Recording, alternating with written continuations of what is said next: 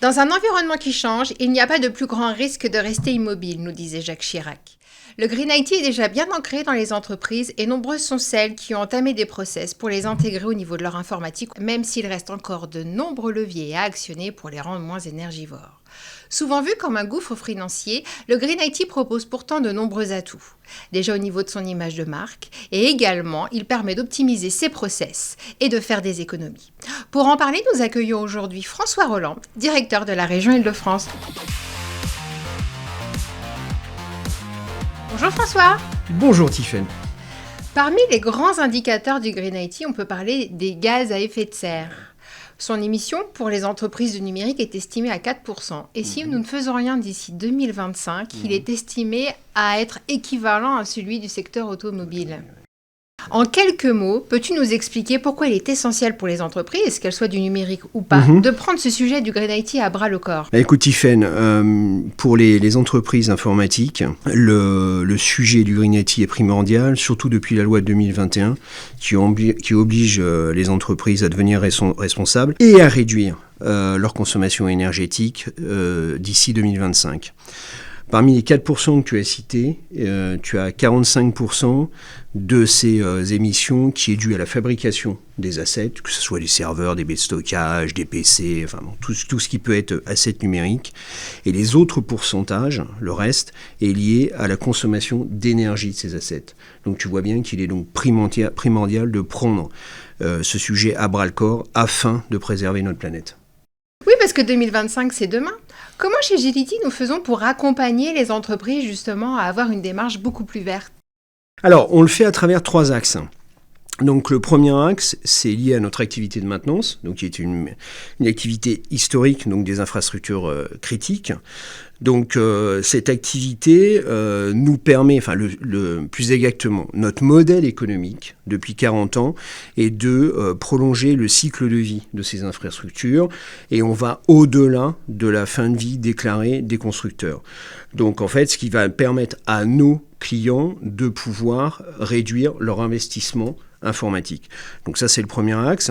À travers cette activité de maintenance, si le client est obligé, parce que à cause de contraintes métiers ou autres, de changer cette infrastructure, on peut lui proposer d'autres solutions, entre autres le BROC, qui a un effet très important à la fois dans l'émission, dans la réduction de l'empreinte carbone, et aussi d'un aspect économique, puisqu'il y a une réduction de coûts, puisque les assets sont beaucoup moins chers que des assets neufs.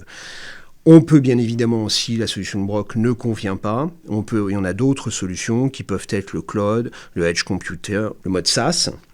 Voilà, et toutes ces solutions, on est bien sûr capable d'accompagner nos clients sur ces sujets-là. Il y a un autre effet qui est très important lié à cette activité de maintenance, c'est notre maillage d'agences. On a aujourd'hui 26 agences en France, on est à moins de 2 heures de nos clients, et tu vois bien que grâce à cette proximité de nos clients, l'empreinte des gaz à effet de serre est diminuée, puisqu'en fait les temps de trajet sont diminués. Donc ça, c'est le premier axe qui est lié à la maintenance. Le deuxième axe est lié à l'optimisation de l'utilisation des assets en data center. Et on travaille donc avec différents partenaires qui vont nous permettre de proposer à nos clients des solutions de dashboard, à la fois pour mesurer en temps réel la consommation électrique des assets, serveurs, stockage, réseau, et aussi de mesurer ce qu'on appelle les couloirs chauds et couloirs froids des assets en data center, et donc d'optimiser cette consommation énergétique dans les data centers. Donc nos clients grâce à ces solutions-là, on leur permet de mesurer en leur fournissant des dashboards et donc derrière d'être capable de mettre en place des actions de façon à diminuer cette empreinte carbone. Et le troisième axe ? Alors, le troisième axe consiste à toucher le sujet de tout ce qui est recyclage donc des équipements.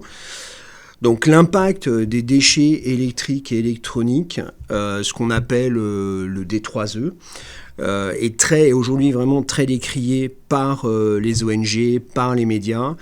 En effet, aujourd'hui, on ne mesure pas, on ne contrôle pas donc l'impact de ces déchets sur la planète. Beaucoup de ces déchets sont recyclés dans des pays en voie de développement. Donc ce qui a, t'imagines bien, des conséquences très nuisibles sur l'environnement, puisqu'en fait on va recycler des métaux lourds. Il va y avoir des déchets qui vont arriver en eau usée dans les fleuves.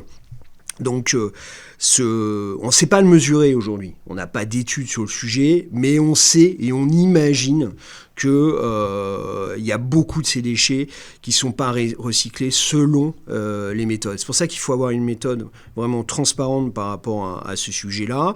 Et il y a une méthode que nous, on applique chez Gility, qui s'appelle la méthode 3R, donc qui est réduire, réutiliser et finalement recycler. D'accord. Donc cette méthode 3R fait vraiment partie de nos gènes depuis la création de Gility. Merci François pour de ce rien, bref aperçu Tiffaine. des avantages du Green IT et comment Gility accompagne ses clients dans cette démarche. Démarche qui, en plus d'être vert, permet de vous faire des économies et d'améliorer votre image de marque. Si vous avez des questions, vous pouvez les poser à nos experts via notre site internet sur gility-group.com. Gility, des solutions qui vous simplifient la vie.